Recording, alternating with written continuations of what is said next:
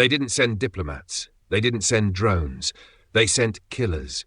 7 of the best the galaxy had to offer, black bag operatives with silencers, cloaking rigs and toxin rounds designed to drop titans. They had orders. They had pride. What they didn't have was a clue about the world they were stepping onto, or the thing that was waiting for them. The kill team arrived in silence. No banners, no landing codes, no warning. They didn't need them. The ship, designated Black Trace, cut through orbit like a scalpel, cloaked and null emission, a black ghost against the red veins of Arxil V's atmosphere. Inside its hull were 10 operatives. No names, just designations. Each one had ended insurgencies, silenced warlords, erased problems. They were not supposed to exist. But this problem wasn't just unusual. It was human. And not just any human. A Deathworlder. The Council didn't use the term, not officially. Too primitive, too superstitious. Instead, they spoke in code. Containment class. Red level Homo sapiens. Which meant one thing. If this one wasn't erased, others might follow. And that could not happen. Not again. They had found the outpost a week ago. A mining colony, gutted from the inside out. No distress calls, no escape pods. Just blackened stone and heat signatures long dead. When the recon drone sent images back to the Galactic Security Directorate, there had been a moment of silence. The bodies hadn't just been killed. They'd been dismembered, limb by limb, torso by torso, organs arranged in geometric spirals across the walls. Something between an anatomy lesson and a warning. Worse still, no explosive damage, no chemical agents, no indication of outside assault. Only one external anomaly.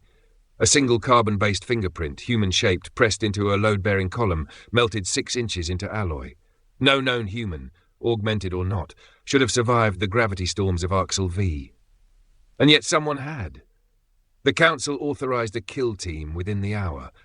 Operative Drax 7 shifted in his harness as the ship dropped lower through the stratosphere. He hated Deathworld missions. Not because he feared them. That had been burned out of him long before the implants. But Deathworlders were unpredictable. Not erratic, not wild. Deliberate in ways the data never modelled right. Every time they ran an op against one, something went wrong. Not because they made mistakes, but because the human didn't. He glanced across the dropship bay. 9 other operatives sat in silence, weapons synced to neural lace. All of them were perfectly still, except one. Operative Kale 4, the rookie. New meat. Fast reflexes, solid kill record. But his eyes twitched as the ship bucked and the sheen of sweat under his helmet betrayed him. Drax narrowed his gaze. If the Deathworlder didn't kill him, the mission would. He cannot survive. Not this one. Not after Veltrax. Not after the Bloodline discovery. You believe he's one of the originals? He was left behind, forgotten, raised wild. Then the old theories are true? He didn't learn hate from us. He learned it from the planet that birthed him. If he lives, others will follow. Then see to it he doesn't. The terrain was ash and basalt. A dead world. No settlements remained. Just static-choked ruins buried under volcanic slag and centuries of bad weather. The kill team fanned out in silence, boots whispering against the black rock. Their sensors pinged anomalies every few meters. Magnetic interference, heat echoes, radiation ghosts. Arxil Vi wasn't just hostile.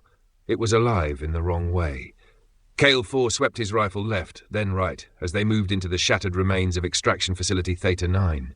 What was left was more like a tomb. Half-melted equipment, bent girders, a shattered loader mech curled like a dead insect. And the blood, so much blood, it had clotted into the stone. They found the first body inside a crushed comms tower, or what was left of it. The bones had been stripped clean, the skull crushed flat and used as a wedge under a fallen pipe, like someone was mocking the idea of sanctity. A datapad had been left on top of the ribcage. It had only one file. Play me. The screen came alive. It showed a face, human, not wild-eyed, not raging, just focused, tired, dirty, blood on his jaw. But steady, very steady. And he spoke. You should have left me buried, but you came back. Sent probes, sent drones. I warned you. Now you send ghosts. Let me make this clear. I buried gods on this rock before I had my first meal. If you come for me again, I'll erase your bloodlines. This is your final courtesy. The screen went black. Operative Varn 3 ran a scan. The pad was old, not military issue. Looked almost handmade. That didn't make sense, and neither did the timestamps. They showed a looped recording time. Impossible unless manually altered after the last Council AI purge. which meant the human had not only found and reactivated ancient tech, but had learned how to mask his transmissions from the Directorate. Drax 7 gave the order.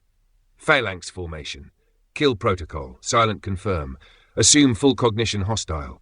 His voice didn't raise, but something in it shifted. He had started treating the target as one of them. 2 hours passed. Then 3. No contact, no movement, just heat readings and echoes of prior battles. A shattered crawler, a melted mining sled, human blood, alien blood, no living signatures, and then Operative Talin 2 vanished. No scream, no comms, no signal. One blink, she was there. Next blink, gone. Not even her tracking beacon remained, just an open vent shaft where she'd been standing. And a smear of red. Drax locked down the squad.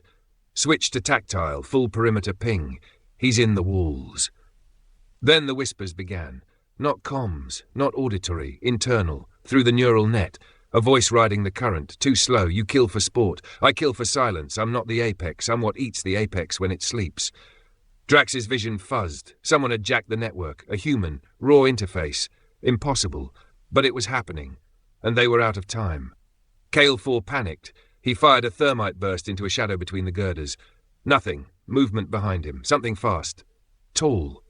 Not cloaked. Not phased. Just present. He turned.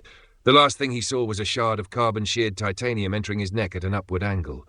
His body slumped before his neural lace could scream. Talon 2's ID chip was embedded in his chest. Beside it, carved into the wall in clean Terran low script, I told you once.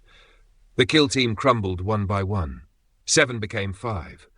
5 became 2. Only Drax 7 and Operative Lynx 1 remained. They triggered the fallback protocol. Cinder Command, orbital sterilization, just in case. They never reached the beacon. The Deathworlder let them find him.